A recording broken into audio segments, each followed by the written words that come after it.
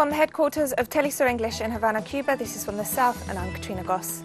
We begin in Bolivia, where the Chamber of Deputies is debating a bill that would establish a deadline for the holding of general elections after its approval in the upper house. Meanwhile, social and trade union organisations maintain roadblocks across the country on the 11th day of a general strike.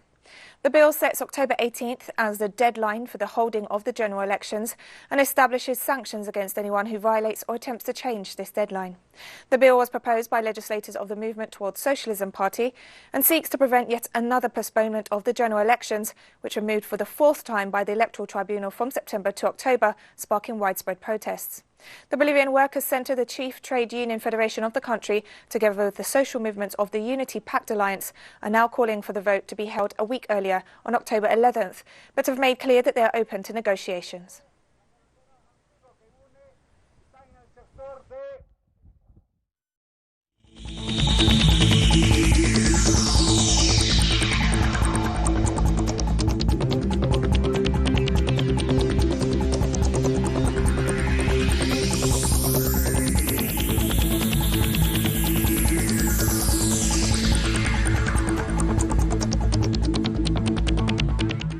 Brazil surpassed the figure of 104,000 COVID-19 deaths this Wednesday.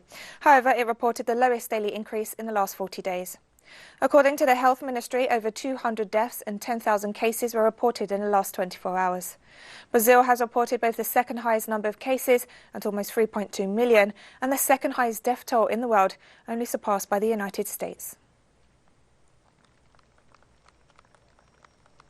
Colombia's National Health Institute reported more than 12,000 new COVID-19 cases on Tuesday, while warning of a sharp increase in the number of infections.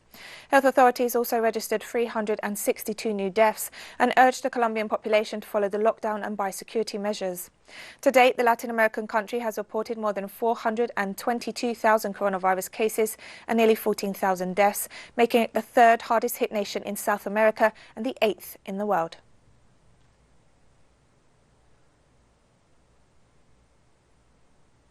Argentina and Mexico have announced that they will jointly produce a COVID-19 vaccine developed by the UK-based multinational laboratory AstraZeneca and Oxford University. The vaccine will be made available to the entire region, with the sole exception of Brazil.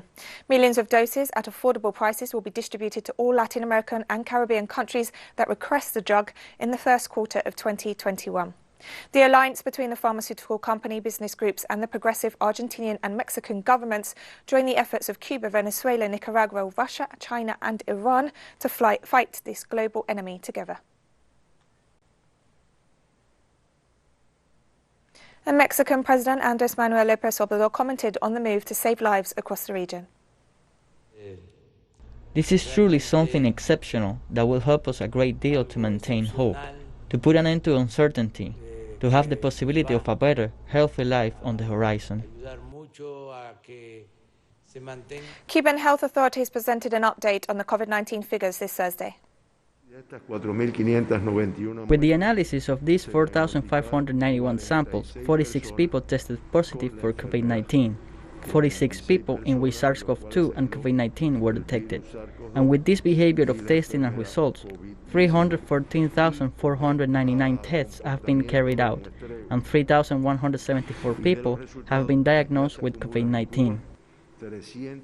And the National Director of Epidemiology at the Cuban Ministry of Public Health made reference to the number of people who have recovered from COVID-19. Yesterday there were 21 discharges, all from Havana.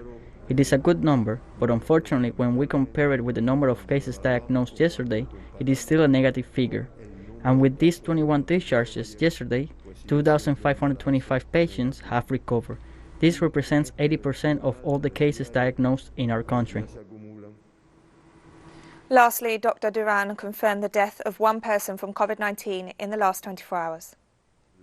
Unfortunately, one patient has died yesterday from the disease. Today, Cuba reports 89 deaths. The country's mortality rate is 2.8%. And we'll be right back after this short break, so don't go away.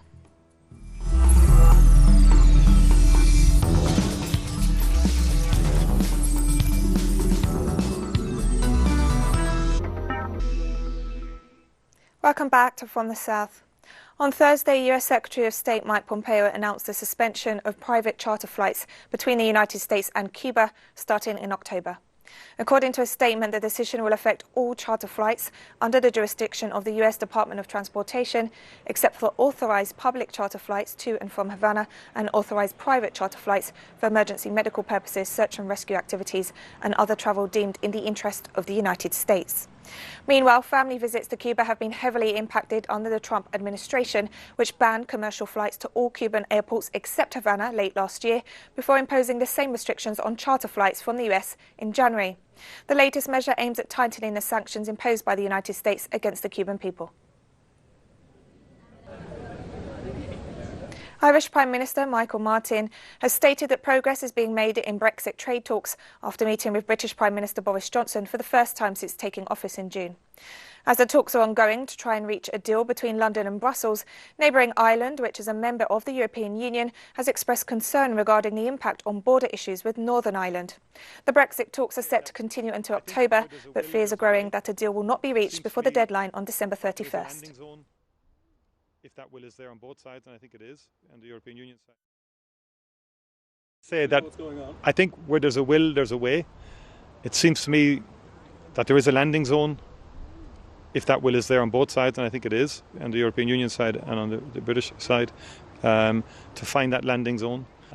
We both agreed on the absolute necessity for a free trade agreement that would be tariff-free, quota-free, that's the best possible outcome for the European Union, for the United Kingdom. Italy has imposed mandatory coronavirus testing for all travellers arriving from Croatia, Greece, Malta and Spain, and banned all visitors from Colombia in a bid to avoid imported COVID-19 cases. Health authorities are particularly concerned that Italians returning from vacations abroad may be bringing the virus back with them and passing it on. Travellers arriving at an airport, port or border crossing can choose from a number of options, including rapid tests on the spot or the presentation of a certificate obtained within the last 72 hours, which shows they are COVID-19 free. Italy has reported over 252,000 coronavirus cases and more than 35,000 deaths, making it the fourth hardest hit nation in Europe. Australia's virus-hit Victoria state reported a major drop in new coronavirus cases on Thursday, but officials have warned against negligence amid a worrying spread of the virus in regional areas outside Melbourne. Only 278 new cases and 8 deaths were detected in Victoria, the lowest number in weeks, while a smaller outbreak in neighbouring New South Wales produced 12 additional cases and 1 death. The surge in Melbourne, the capital of Victoria, had pushed daily infection rates over 700 in recent weeks. Dozens have died during a second wave that struck after Australia appeared to have controlled the epidemic. There are now signs that strict measures, including an overnight curfew and the shutdown of non-essential businesses, are bringing the new outbreak under control.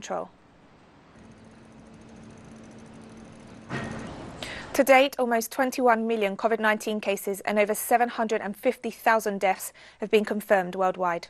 Latin America is currently the hardest hit region by the pandemic, with over 5.8 million cases and 228,000 fatalities. However, Europe is experiencing a surge of new outbreaks in different areas. China has demanded that the United States put a halt to discriminatory measures against Chinese companies with the aim of clearing a path towards implementing a Phase 1 trade deal between the two countries. The coronavirus pandemic and the restrictive measures the US imposed on Chinese exports undoubtedly affected the purchase of certain goods and services. Under the current circumstances, it is necessary for both parties to work together and overcome the difficulties. We hope the US stops the restrictive measures and discriminatory actions towards Chinese companies and create conditions to implement the Phase 1 trade deal. Heavy rains have caused serious floods in southwest China's Yunnan province. The rains pounded Shantung City through Wednesday night to early Thursday morning, causing serious floods in many low-lying streets and some homes. The water levels in the urban area of Shaoyang district exceeded 40 centimetres. The flooding created traffic jams and police had to stand in the water to direct vehicles during rush hour. Local authorities are working to drain the water and distributing sandbags to prevent the water from entering houses. Local firefighters have evacuated people who are trapped to safe places. The 17th Shanghai Book Fair opened with strict biosecurity measures to ensure readers' safety. At the entrance of the fair, visitors were allowed to enter the facility in groups of 10. People are required to show their health code and have temperatures taken after registering. Other precautions include wearing masks, going through thermal cameras, and staggered visiting hours. To provide a safer, more spacious and comfortable environment for visitors, organisers have expanded the fair area by more than 10% this year. Indonesia's Mount Sinabung volcano erupted again on Thursday with a string of blasts that sent plumes of ash 2 kilometres into the sky, triggering a flight warning and fears of lava flows. The activity marked at least the 8th time that the rumbling volcano on Sumatra Island has erupted in less than a week, although there are no injuries or major damage reported. Authorities issued a warning to planes flying near the volcano, which last saw a deadly eruption in 2016. In late 2018, a volcano in the strait between Java and Sumatra Islands erupted, causing an underwater landslide and tsunami that killed more than 400 people. And we have more news coming up after this final short break, so stay with us.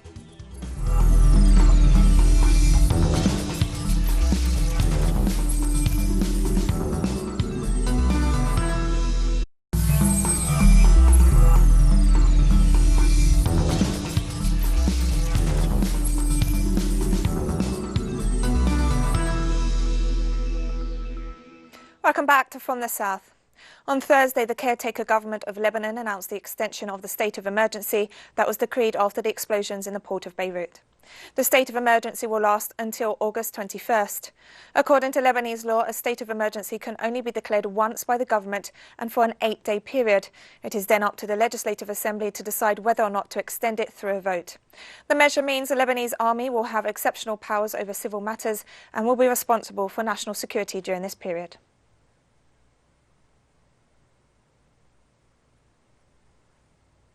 And the reconstruction process is moving forward in Beirut following the devastating explosions of August 4th. So far, more than 170 deaths have been confirmed. Meanwhile, Iran and Russia have provided aid to the Lebanese people. The European Union has also raised 250 million euros, but it is estimated that more than 30 billion will be needed. The United States, on the other hand, remains firm in its decision not to lift sanctions against Lebanon.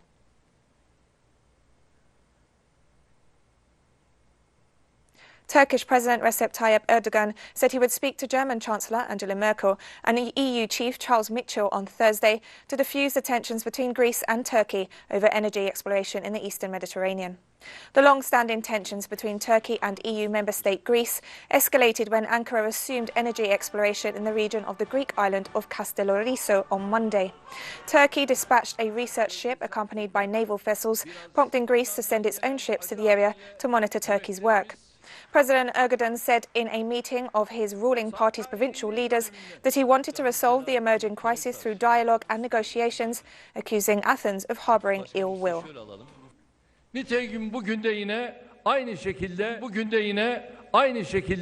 Today, once more, I will have a conversation with Ms. Merkel, and I will have the same conversation with Mr. Michel. We need dialogue and negotiations to find a solution for the Eastern Mediterranean. If we act sensibly, a win-win formula protecting everyone's right can be found. And the French government announced that it will strengthen its military presence in the Mediterranean in response to the growing maritime dispute between Turkey and Greece. In a statement, the government said the measure was intended to improve the situation in the eastern Mediterranean region and to show the country's willingness to ensure respect for international law. The action will be coordinated with European partners. President Emmanuel Macron described the Turkish moves to explore for oil as unilateral decisions and called for an end to tensions in favour of diplomacy between the neighbouring countries and NATO allies. A group of around 50 demonstrators blocked a road in the capital of Ivory Coast to protest against President Alassane Ouattara's decision to run for a third term in office in the October elections. President Ouattara, who has governed since 2011, said in March he would not run again. But his chosen successor, Prime Minister Amadou Gon Coulibaly, passed away in July, leading the ruling party to ask the president to reconsider. The election is seen as the greatest test of the fragile stability achieved since a brief civil war in 2010 and 2011, which killed around 3,000 people following Ottawa's first election win. His opponents say the two-term limit in the constitution bars him from running again, but Ottawa has said his first two mandates do not count following the adoption of a new constitution in 2016.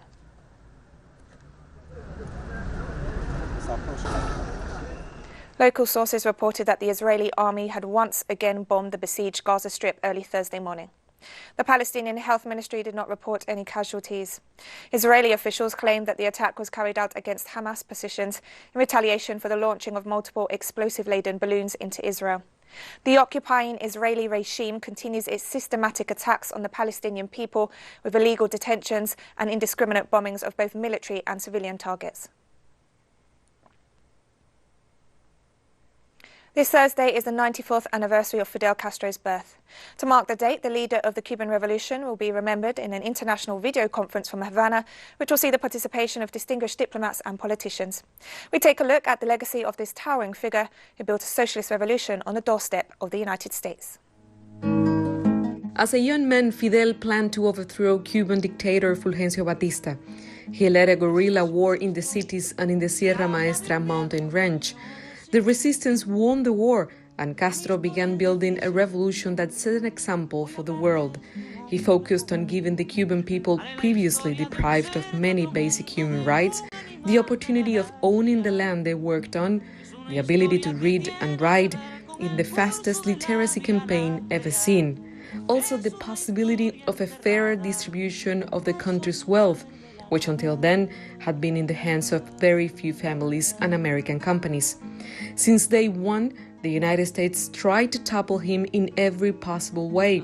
Several U.S. administrations attempted to unsuccessfully remove him by assassination, through an economic blockade and warfare, including the Bay of Pigs invasion in 1961, supported by President John Kennedy's government.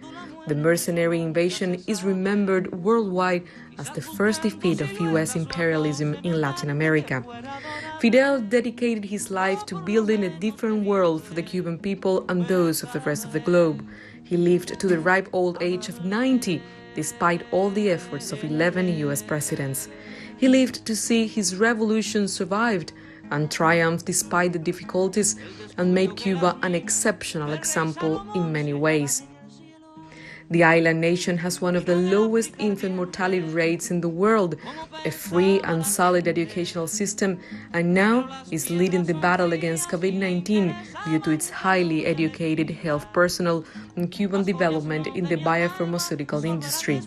A visionary like very few men in the world, Fidel also promoted international solidarity that saw Cuban doctors sent to save hundreds of thousands of lives across the world, as seen during the Ebola outbreak in West Africa.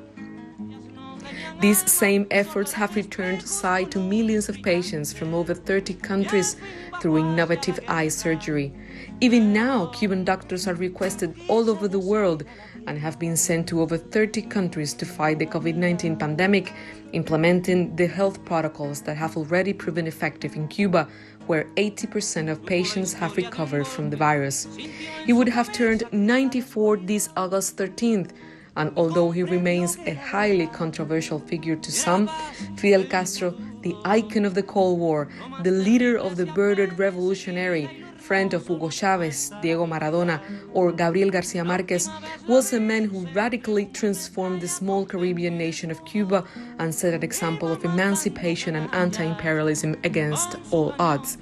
In Cuba, he is remembered as an irreplaceable leader, and in the world, he is seen as a legend, the man who defeated the most powerful country in the world and lived long enough to see his revolution succeed. Now we've come to the end of this news brief, but you can find these and many other stories on our website at telesoenglish.net. You can also join us on social media, Facebook, Twitter and Instagram. For Teleso English, I'm Katrina Goss, and thank you for watching.